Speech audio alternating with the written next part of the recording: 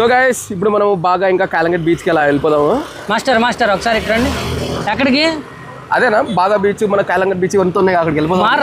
మారువా ఎప్పుడు ఎవడొచ్చినా గోవా వచ్చినా బాగా బీచ్ అంటారు. ఈ రోజు మనం సౌత్ గోవా ఎలా ఉంటుందో చూద్దాం.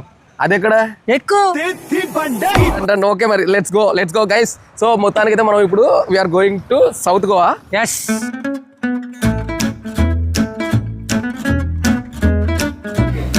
ఎట్లా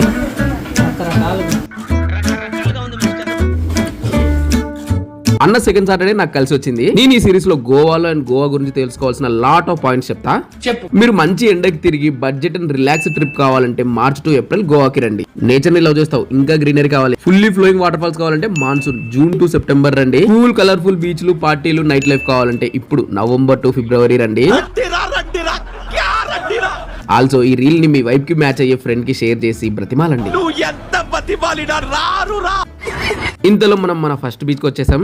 ఈ బీచ్ మనకు అక్కడ ఉందన్నమాట, కైండ్ ఆఫ్ ఐలాండ్ లా ఉంది.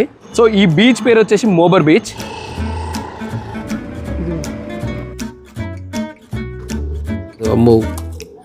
పక్కనే ఫోర్ట్ ఆఫ్ బేతుల్ అని చెప్పి చిన్న ఫోర్ట్ ఉంది. స్క్రీన్ అయితే నెక్స్ట్ లెవెల్. ఇది వచ్చేసి ద ఫోర్ట్ ఆఫ్ బేతుల్. దీన్ని ఛత్రపతి శివాజీ గారి ఆర్డర్స్ పైన నిర్మించారు. ఎప్పుడు తెలుసా? 1679 అంటే 1679 లో.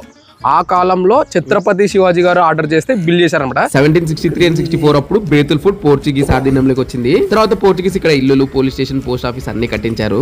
బ్రో ఇది 1600 సంవత్సరం అంటే మామూలు విషయం కాదు. మన ముత్తాతలు కూడా అప్పటికి భూమి మీదకి వచ్చి ఉంటారో లేదు. చాలా అంటే చాలా ఓల్డెస్ట్ ఇది. ఇంగ్లీష్ ఏంట్రా?